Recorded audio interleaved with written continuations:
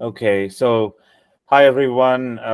This is our new show, the first recording of the first episode of our show. Where today we're going to go over Spinlock. So basically, this show is about. So this is our idea to have a weekly study session or discussion about some core kernel topic. We'll go over it and we'll build an intuition for it. Every week we will cover some topics. So today we're going to cover Spinlocks. And just to introduce everybody, my name is Joel Fernandes, and this is my colleague Vineet Pillai, and we're both kernel developers. And yeah, so this session is hopefully something that we hope will be useful to others as well, as we share our knowledge and we learn and we build the concepts Do intuitively. me a favor and hit the like and subscribe button so that you get notified of new videos, and it'll also help the channel.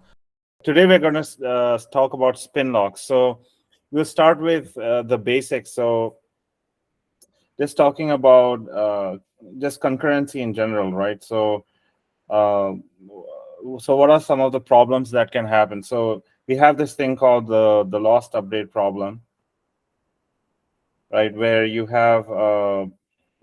basically have a race condition that can happen when two threads on two different CPUs are concurrently doing a read modify write on some memory location, and that can cause the update to get lost, right? And that so just as an example, if you have two threads, like say T0 and T1, this is like the classical uh, example, and say there's some global variable that both the threads are Incrementing. at the same time. So you have like say this global variable a, and it's loaded into uh, using the load instruction. It's loaded into some register, and then the register is incremented, and then this register value is stored back into the memory location, right? So you have both the threads doing the same thing. So again, this T1 does a load, increment, and a store, right? And so what can happen is you can have a race happen here where, say, let me change the color. Say this guy happens first, and then this guy happens second, and now this guy happens third, this guy happens fourth, and then the fifth step is this, and then the sixth step is this, right? So what will happen here is uh, you will have the so say the initial value is 1 of a. You can have a loaded, and then in T0, and then a is incremented in T0, and same thing in T1. You'll have, sorry, let me go by steps. So a is loaded into register by T0, a is loaded into register by T1, and then a is incremented by T0. The register value is incremented by T0, and then T1 increments the register value as well. So here at this point in time, this guy's value will be 2, right? Mhm. The register value will be 2, and then this register value will be 2 as well. Yeah. And now when they store, they will both store 2 at the same time, whereas the final value should have been 3 because they both incremented it, right? Yeah. So this will store 2, and then this will, instead of storing 3, because you cannot do that, it will store 2. So this is the basic this is called the lost update problem. And the way you prevent this sort of issue is by preventing this race completely by using a lock, right? Yeah. So this is some basics on that. So how do we implement a lock, right? So let's talk about compare exchange.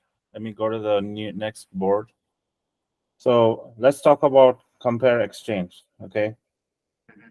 this is so compare exchange is basically, it's an instruction. It has many different forms and different architectures, but on x86 it's CMP exchange is the instruction.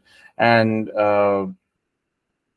why do we need this, right? So to implement a lock, we need something called an atomic instruction.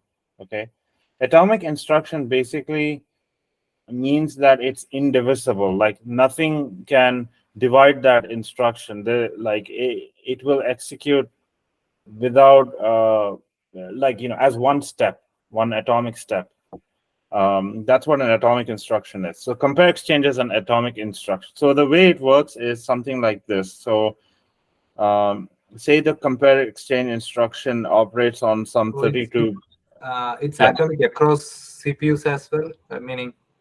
Yes, it's atomic across CPUs. Okay. Yeah. So again, it depends on the architecture and how they implement it, but that's the expectation. Like x86 has this lock prefix that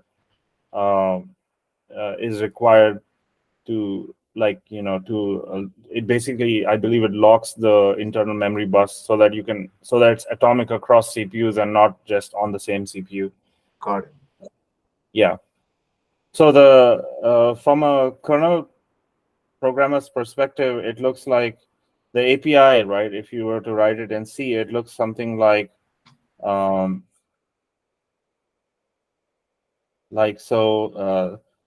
say it's 30. Say it's operating on 32 bits at a time.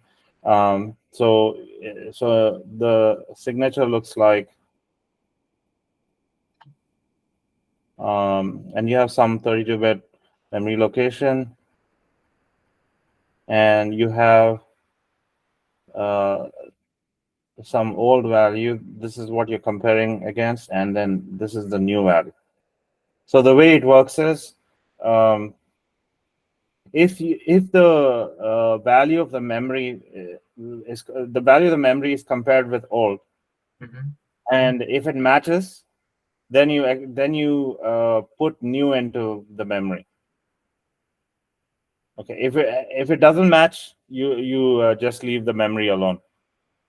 So it's compare. So again, like first compare memory with old. If the value matches, then you put new into memory. If the value doesn't match, then you leave it alone. But either way, whether you modify memory or not, the old value of memory is returned in this U32. That's the return value. The old value of memory. Yeah, okay. So you can think of it like if you were to implement a lock using a single bit, which we'll do next, right? You can do a compare exchange and figure out whether you got the lock or not. Yeah, right? because if the old value is the expected old value, then means you put the lock here. Yeah. So that brings us to our first Spinlock algorithm, and this is how it was implemented. I think till 2008 or something. This is how Spinlocks were implemented.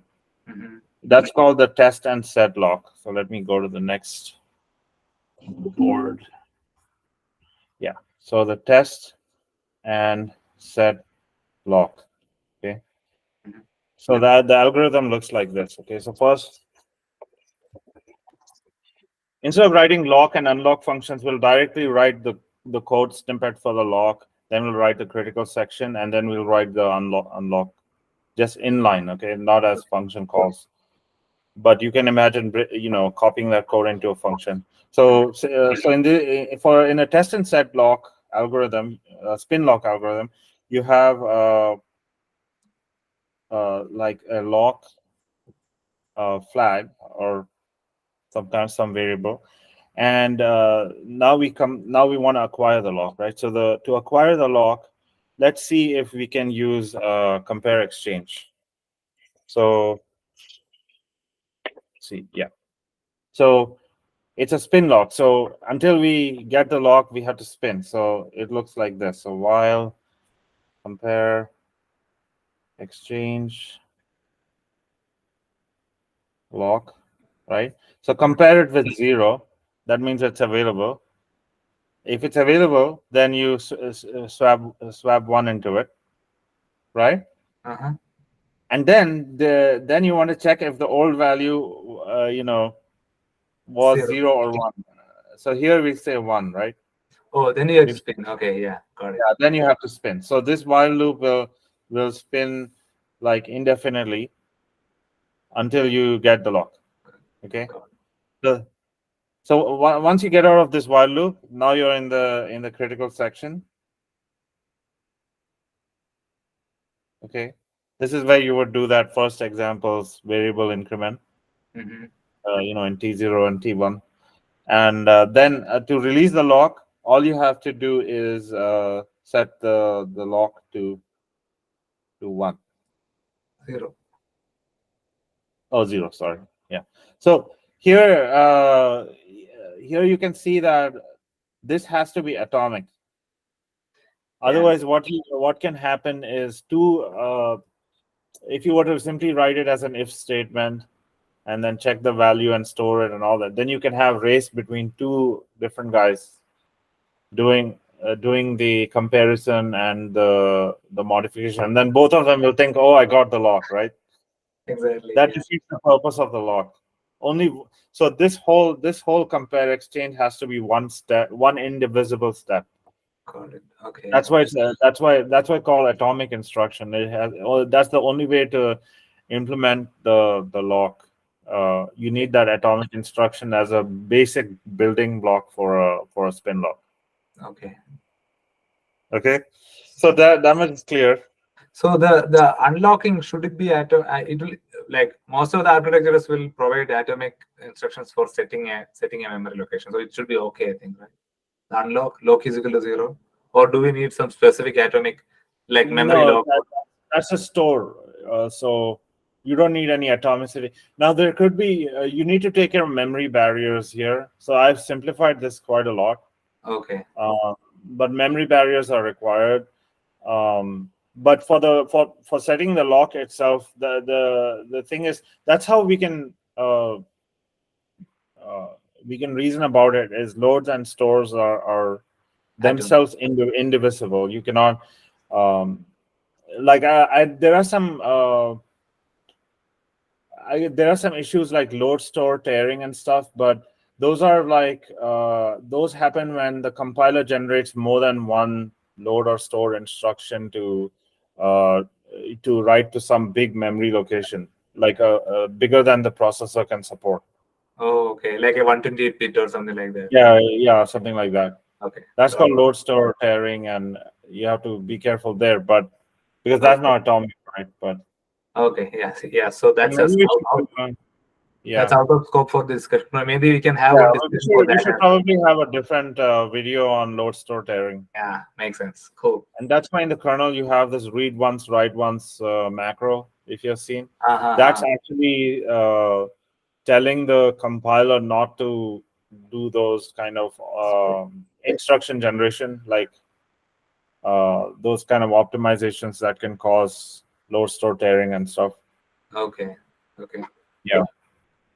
Okay, yeah, but we can do another video on that. Yeah. Okay, so here there are some problems with this. Okay, so let's quickly go over the problems. Problems. So first problem is, you can imagine that when you have more than one CPU, right, that is executing. Okay, so before we go over those problems, here first of all you can see that we're doing a compare exchange continuously, right? So while we're spinning, we're doing a compare exchange. Actually, that is not required. We can actually optimize this further. So instead of doing a compare exchange, what we can do is we can say, we can write it like this. Try to get the lock using compare exchange. Okay, I'm not going to write the rest of it, but yeah, just like before, you do the compare exchange, and then if you got the lock, well, actually, if you didn't get the lock, the old value will be 1, right? Like we saw. So then you can spin here. You can just spin on the lock value.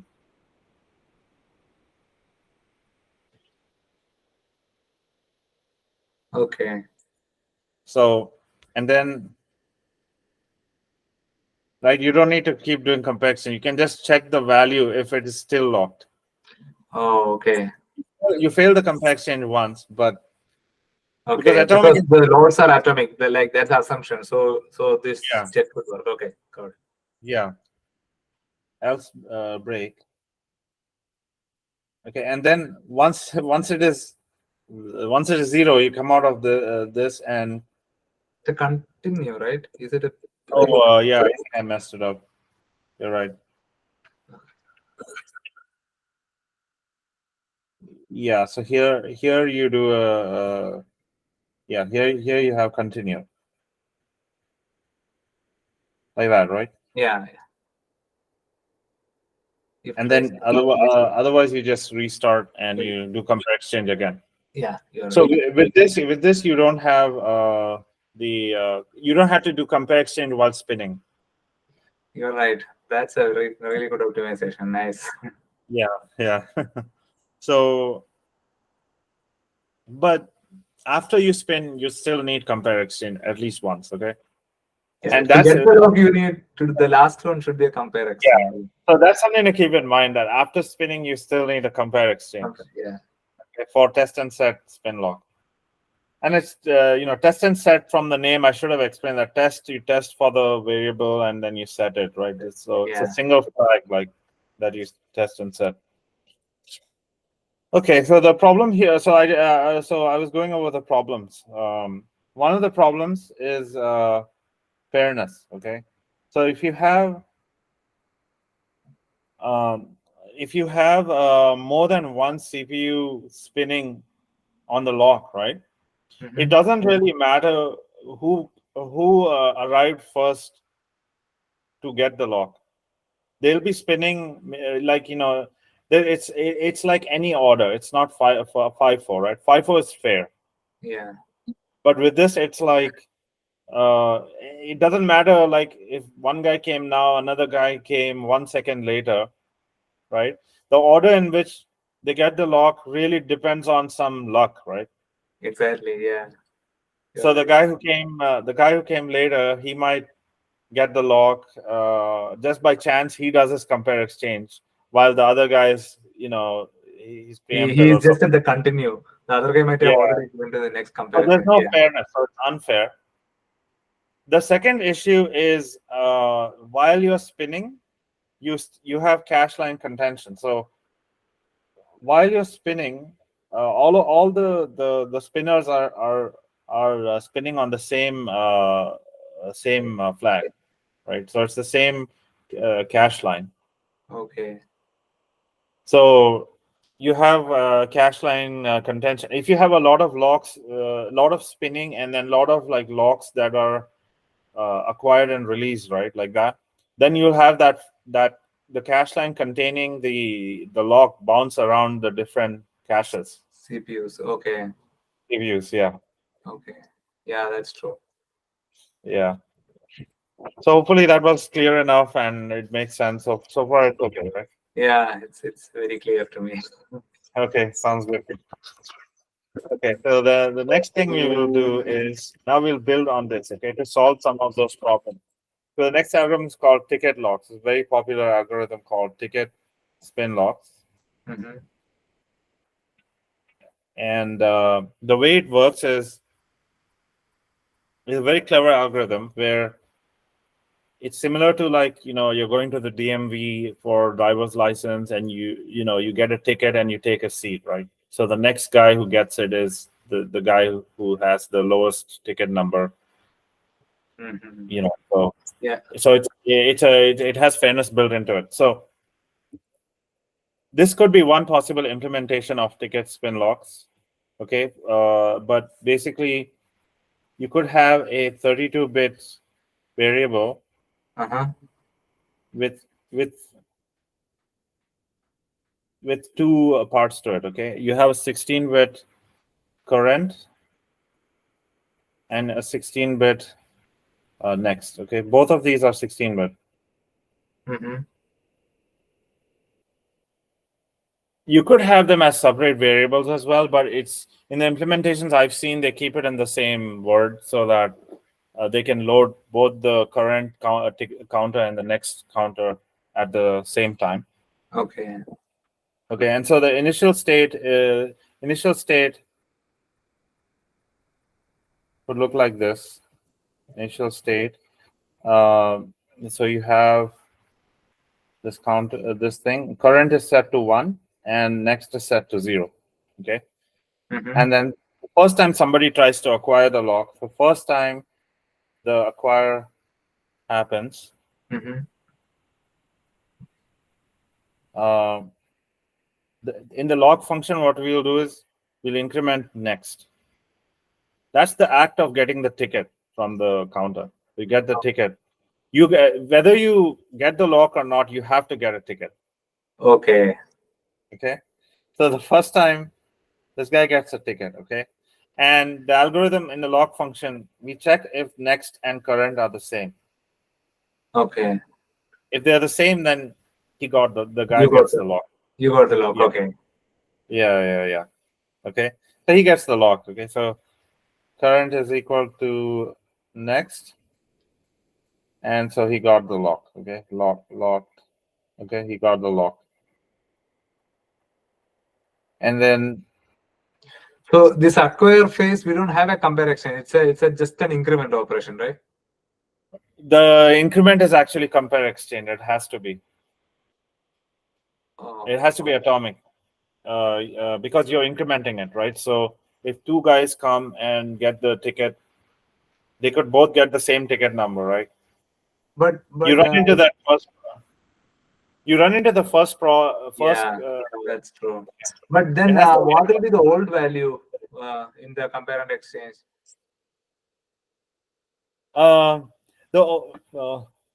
So it's actually not complex. Complex in one atomic atomic instruction. There are other atomic instructions. In the implementation I saw for 32-bit x86, they used an instruction called XAdd. And XAdd, what it does is it adds the value. It adds the value you give it to the. And then returns the old value. And it returns the. I'm not sure if it returns the old or the new one. I think it returns the new one. Either way, it doesn't matter, right? Yeah. Okay, that makes sense. Okay. Yeah, and that's atomic. Okay. Yeah. So okay. So here we're locked. I'm not going into the assembler just so to keep it intuitive, you know. Yeah. Because I didn't understand why we need a compare exchange here. Yeah, we need an atomic instruction. I meant atomic. Yeah. Okay. Now I got it. Okay. Yeah, that was a confusion. Okay, now I got it. Yeah, but the beauty is, like, I guess the load of the value and the add has to happen at the same time. Atomically. Okay. Yeah. Otherwise you can have problems. Otherwise you may get different values. Yeah. Interesting. That's nice. Yeah. So this guy got the lock. He's happy. So now another guy comes. Second thread comes to acquire. Okay. Now the state of the counter So I forgot to say this whole 32-bit. It's called a counter. Okay. So now the state of the counter is going to look something like this. You have 1, and now you have 2. Okay. So now this guy has to spin. Okay. So how does he spin? Right. He spins while current not equal to 2. So he spins until this guy becomes 2. Current until this guy, the current, comes 2. Until the current okay. Oh yeah. So because here, like, current is equal to next is what causes the guy to get the lock. Oh. But so here current is not equal to next, right? Next incremented to 2. And now current is not yet equal to next. So you can just imagine that the first guy, he's now doing his driver's license exam or whatever, and you're waiting for him to be done. Okay, got it. So it's not your turn here because the board says 1, yeah, and you're 2, right? So and then now what happens is the first guy who acquired the lock, he releases it. Okay. So first releases. So you want to guess what happens when he releases it? The counter is 1 2, right? Yeah. So now it will be He will increment the current. yeah, correct. Oh, So okay. he'll increment the current. So it's the Beautiful. lock. Beautiful. Yeah. So the one releasing the lock, he increments the current. Okay. Nice. Yeah. So as soon as he does this guy comes out and he's now in the critical section. Now this Okay. case gets unlocked. Yeah. That's Yeah. nice. So it's fair because like the order in which the tickets were taken, right, will determine the order in which they all enter the critical sections. Yeah. That's true. So suppose if a third guy comes, the ticket will become 3 and he'll be waiting on current not equal to 3. Yes. Beautiful. Yeah, that's so So, nice. and then this guy will come and he'll after he's done with the critical section, he'll do exactly what the first release did. Uh-huh. He'll increment, so the counter will look like this then 3 and 3, and then so the third guy will then enter. Okay. So now So we that will have to take care of the overflow or anything like that. yeah, you do. Overflow is not a problem because like what's a problem is wraparound. So if the counter overflow, yeah, that's what you meant. Okay. Yeah, but here the thing is, if somebody increments the next value, oh, so they increment it as a short, unsigned short. Yeah, so you're saying that the ticket will reset to 0. Yeah, That's not a since problem. it's a single variable, will it overflow to the next variable? Will it overflow the current, or it will just wrap around? Because C will take care of it, right? The compiler. Yes. No, I was confused because it's a single variable.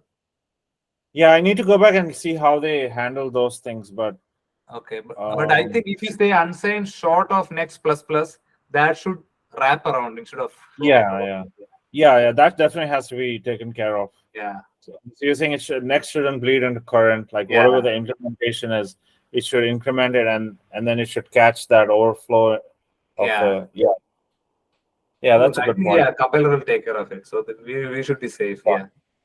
Yeah. So coming back to the thing, right? So let's see. Go to the next board. So this still has some problems, but first we'll go with the advantages. So the advantages is one of the biggest advantages is that it's fair. It has fairness. It's 5-4. Okay. Only only the first the guys are getting the lock in the order in which they got tickets. Okay. However, it's important to know that there's a small catch here. So the catch is that getting the tickets, the process of getting the ticket itself, that might be unfair. So even if all the acquires arrive at exactly the same time, right? The order in which they get the tickets might still be unfair because it depends on the order in which the cache line travels, because they're both writing to that same memory location, right? Oh, okay. Yeah, I understand. Yeah, so that's a small catch. However, it's way better than test and set, because in test and set, because you have to keep doing that compare exchange, and you don't know when you're going to be lucky enough to be the next one to do the compare exchange. I understand. Yeah, because there's multiple instructions involved there. So so whereas whoever here gets the compare exchange first will win. whereas here the spinners are checking for a ticket number, right? So even if they have some delay checking for the ticket number, they will eventually check their own ticket number, right? Yeah, exactly. Even if the other guy checks the ticket, the other guys who are spinning, they're lucky enough to be able to get a chance to check their ticket number. It doesn't matter because they're still going to have to wait. Exactly. So that's a key intuition. Like, I think it's very important to understand fairness, but also to understand that there is unfairness because of because it's still the same cache line that everybody's trying to get a ticket from. So it still has that problem.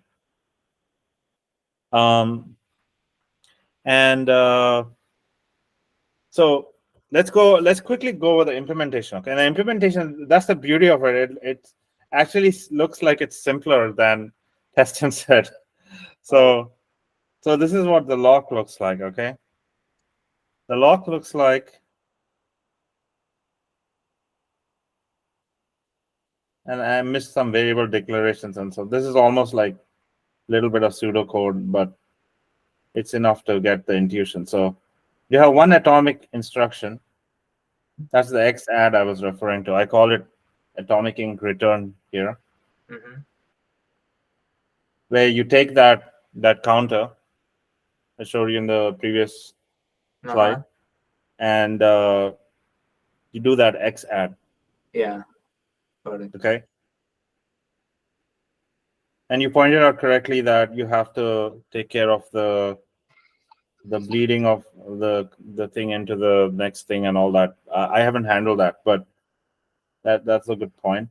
And then here you get after you do the increment, you get the next value by masking the lower order 16 bits.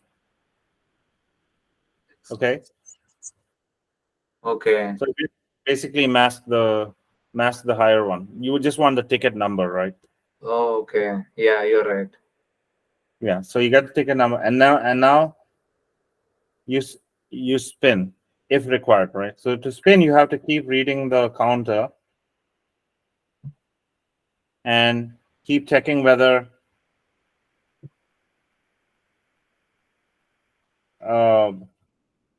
that's equal to next. And this is just pseudocode I've written, so the idea is enough. Yeah. Okay, so if you're the next one, immediately the while loop will break. Yeah. Otherwise, it will spin. Yes. And then unlock basically would look something like this. So you would basically take the counter, the higher 2 bytes of the counter, and you would just increment that, and you're done. Higher, what is that counter? So this is the address of counter +2. Okay. So the higher 2 bytes of the counter from the previous. So these two. Okay. Yeah. These two, you have to increment that. Yeah. Got it. Okay. So.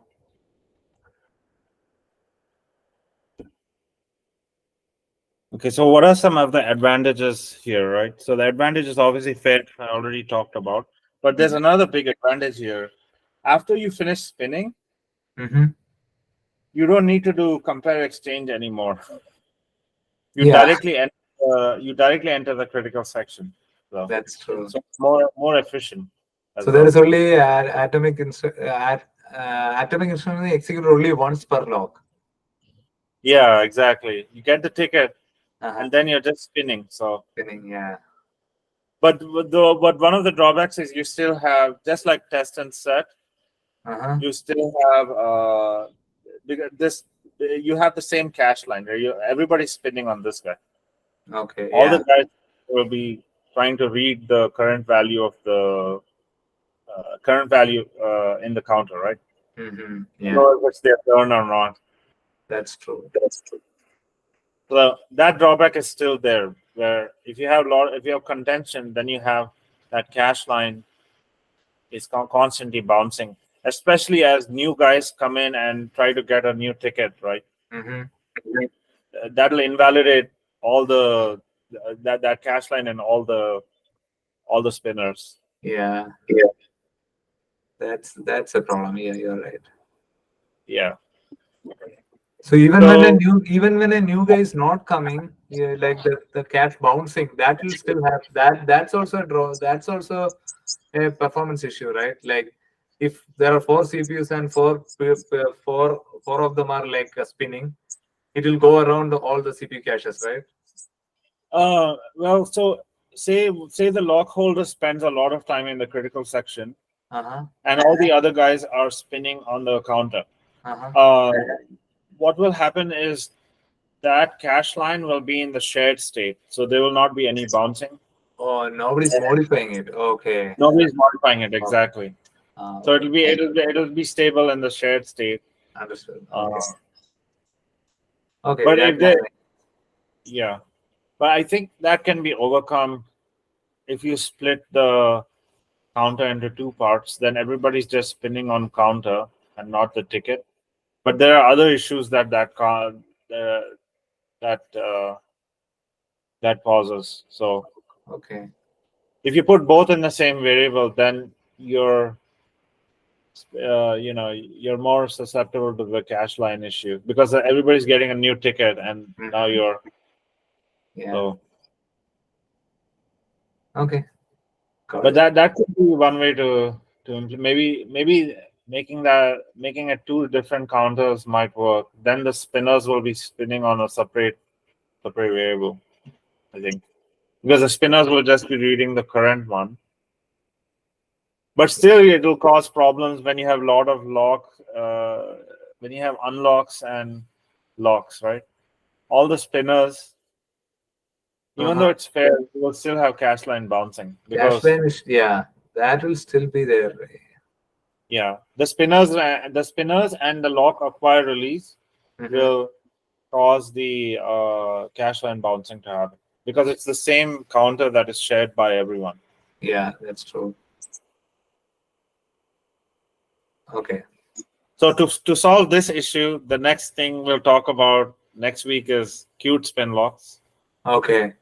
Qt Spinlocks actually solves that issue. It's beautiful. Like it'll just blow your mind. Like when ticket Spinlocks is kind of like mind blowing, right? So it's like Qt Spinlock is like even more like you're like, wow, like that makes so much sense. Like so even when like there's no cache line bouncing at all even while you're spinning. Oh. You spin, everybody spins, and the guy acquiring and releasing the lock, he's totally modifying a different memory location. And it has the fairness properties of ticket spin locks as well. So that's what is used for in what's that? In the kernel. Latest. Latest. Okay. Yeah, the latest kernel. Nice. And then the other the other thing is it still has the fairness properties of tickets. Okay. And does it have the fairness issue of the tickets? Like that cache, yeah. Well, but I think that's almost unavoidable, and it's almost. You mean like everybody trying to get the lock? Yeah, that it does. Yeah, because you're right. It's unavoidable because it's kind of like everybody's trying to get in the line and fighting with each other. Yeah. So and that's a very small window also, right? So yeah. You cannot really say you are not fair. It's like so maybe all the people came together. Yeah. And whoever is strong will win. Yeah. So I believe Qt Spinlock will still have that issue. Okay. I'm pretty sure it does because when I looked at it, like different guys are trying to get into the queue, just like ticket Spinlocks. How you get into the queue is a different mechanism, but there's still a queue. It's a Qt Spinlock. That's where the queue comes from. Oh, okay. So how you get into the queue still requires atomic instruction. And yeah. Nice. Cool. So that's all I had. What did you think about the session? Was it useful? Yeah, it was awesome. Like I really enjoyed it in the sense that you explained it really nicely, and it was very interactive. So I could break you anywhere. Okay. So thank you guys for tuning in. Stay tuned for more videos. We're gonna cover a lot of kernel concepts, a lot of difficult to understand stuff that is not documented anywhere. We're going to build intuition, and we're really going to try to spread what we know, what I know, and also learn at the same time. So if you have any comments, please leave them below and let me know if I made any mistakes on anything, or if there's something you want to add or correct. So please leave your comments down and subscribe, like the video,